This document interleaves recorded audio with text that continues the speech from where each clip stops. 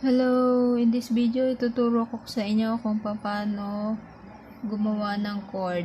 Ito, like this. Yan. Ito pwede siyang gawing pantali sa mga sapatos na ginagawa natin. Parang cord siya. Yan.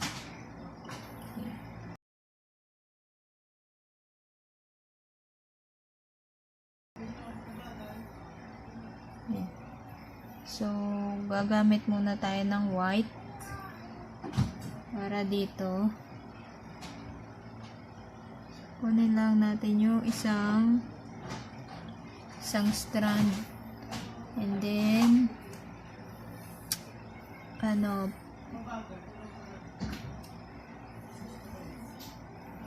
yan, pahabahin nyo yung dulo. Kung gaano kahaba yung cord na gagawin nyo, ganun kahaba yung i-excess nyo, ilalampas nyo. Yan. Okay. And then, dito kayo magsimula ng knots. Yan, sa gitna.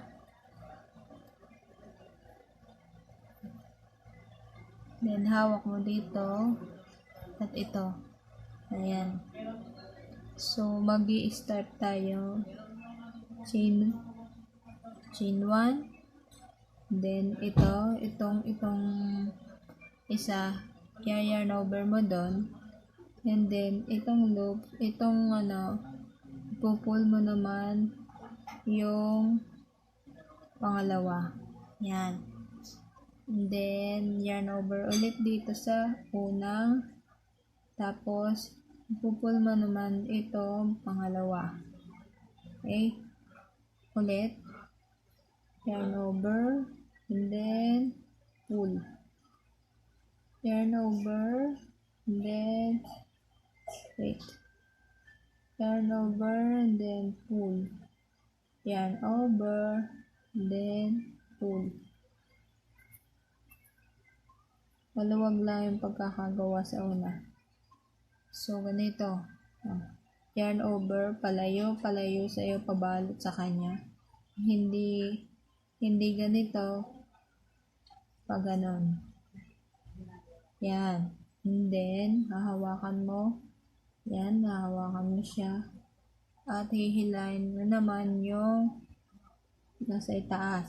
Yan. And then, same process. Yarn over, hahawakan mo dito.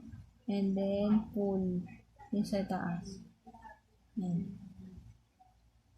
Yan. Yan. Paulit-ulit lang siya hanggang sa kung anong haba ang gusto mo.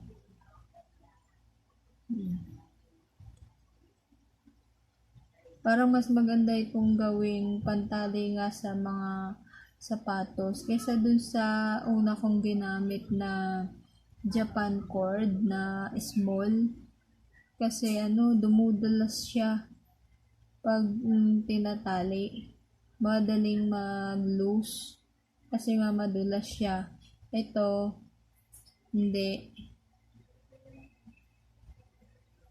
kaya mas magandang ganito na lang yung tali sa sapatos, kung kailangan ng sapatos ng tali. Yan.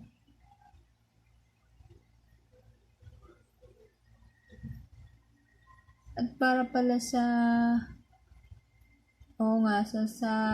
tali ng sapatos, dapat pala mag-excess ka din dito ng ganyan para yun na lang ang patitigasin mo ng glue para magtigas siya. Para madali siyang ma-insert sa butas ng sapatos.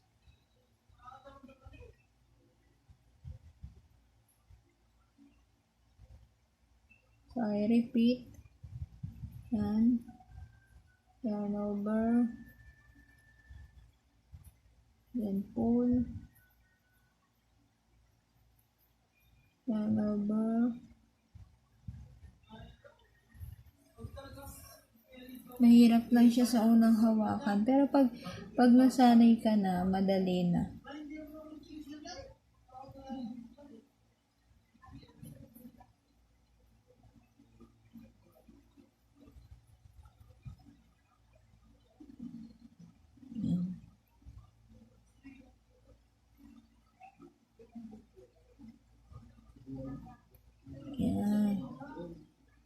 So, that's it guys.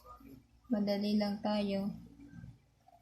And please, I'm inviting you to subscribe on my channel para sa iba pang mga tutorials na ganito. Thank you.